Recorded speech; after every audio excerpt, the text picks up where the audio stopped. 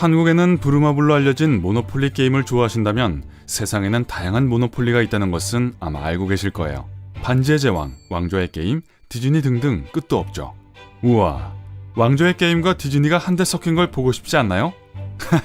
그것만 가지고도 콘텐츠가 되겠네요. 어쨌든 완전 새롭고 몰입도도 최고인 모노폴리 실사판이 2019년에 나오는 거 알고 계셨나요? 이야, 만약 사실이라면 정말 기대될 것 같아요. 수백만 명의 사람들의 사랑에 힘입어 세워진 첫 번째 테마파크 모노폴리 드림스인 홍콩이 곧 개장합니다. 1858평방미터의 끝없는 모노폴리 세계가 2019년 6월에 일반 대중들에게 선보일 거예요. 모노폴리 팬이라면 은행, 수자원공사, 전력공사, 기차역, 그리고 찬스카드 등 게임의 대표적인 요소들이 있는 이곳이 마치 집처럼 편안하게 느껴질 거예요. 이 모든 것들이 4D 쌍방향 가상현실, 홀로그램, 증강현실 기술로 이루어져 방문객들을 가이드해주기 때문에 더욱 진짜 같을 거예요. 그리고 감옥에 갇힐 수도 있어요. 잠깐만요. 그냥 가지 마세요. 모노폴리에서 익숙한 것 외에도 추가적인 반전도 있어요. 방문객들은 미스터리를 해결하고 미스터 모노폴리가 자신의 집에 보관하고 있는 다이아몬드를 노리는 범인이 누군지 찾아낼 수도 있어요. 하지만 만약 여러분에게 익숙한 모노폴리가 뉴욕 애비뉴, 펜실베니아 철도, 그리고 브로드워크가 있는 거라면 모노폴리 드림스에서 이 지명을 보게 될 거라고 생각하지 마세요.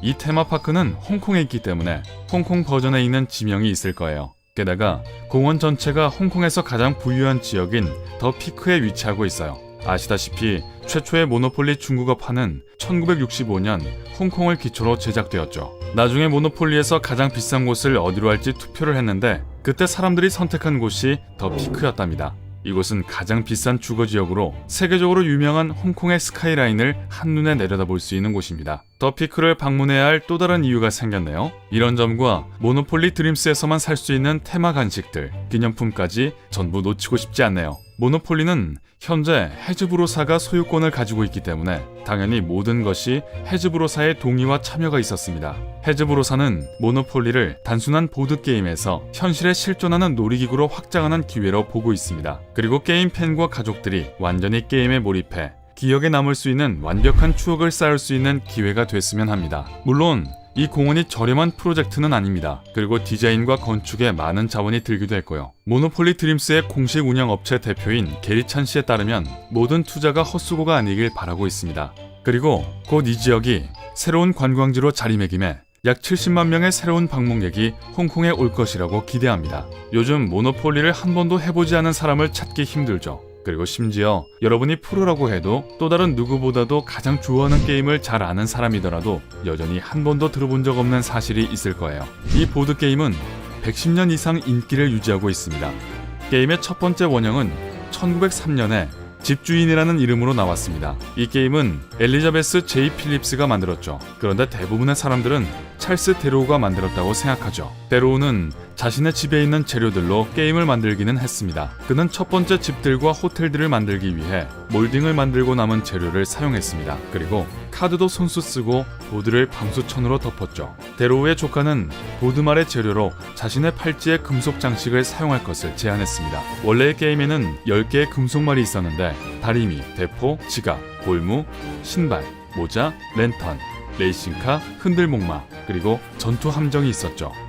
첫 게임이 기반을 둔 첫 번째 도시는 뉴저지의 아틀란틱 시티였습니다. 데로우는 미국의 많은 큰 게임 회사에게서 거절당했습니다. 하지만 그는 모노폴리가 미래에는 성공할 거라고 너무도 확신하고 있었기 때문에 이 게임을 팔려고 계속해서 노력했죠. 마침내 1935년에 데로우는 자신의 게임을 파커 브라더스에게 팔 수 있었습니다. 그들은 처음에 데로우가 만든 게임을 7,500개나 사서 한꺼번에 팔았습니다. 그것은 빠른 부동산 거래 게임이라는 부제를 달고 나왔습니다. 1935년 크리스마스 때까지 그 게임은 엄청나게 인기를 끌어서 모든 사람들이 이 게임을 크리스마스 선물로 사고 싶어 했죠. 그래서 25만 개의 게임 세트가 팔렸습니다. 이 열광적인 반응은 그 다음 해까지 이어져서 이듬해까지 회사는 100만 개의 게임 세트를 팔았죠.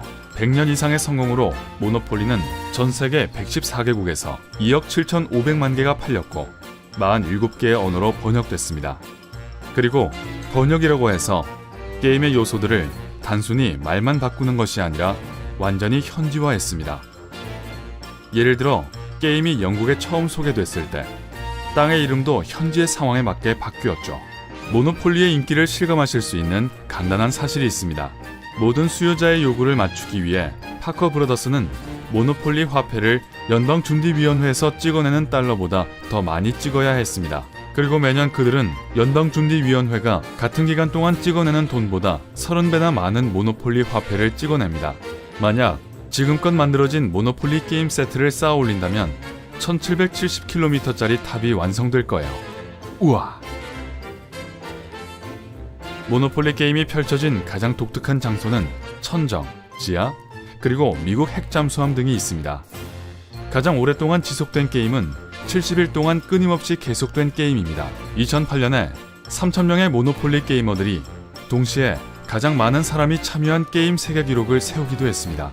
처음으로 팔린 모노폴리 게임은 $2, 한화로 약 2,300원 정도였습니다. 그리고 가장 비싼 버전은 약 24억 원 정도 하죠. 아마도 여러분은 이 버전이 그렇게 비싼 이유가 가장 최초에 나온 게임이 시간이 많이 지나 비싸진 거라고 생각하셨죠? 사실 그게 그렇게 비싼 이유는 디자이너 시드니 메이벨이 제품에 다이아몬드를 사용했기 때문입니다. 게임판은 23K 금으로 만들어졌고 집과 호텔은 사파이어와 루비로 장식됐죠.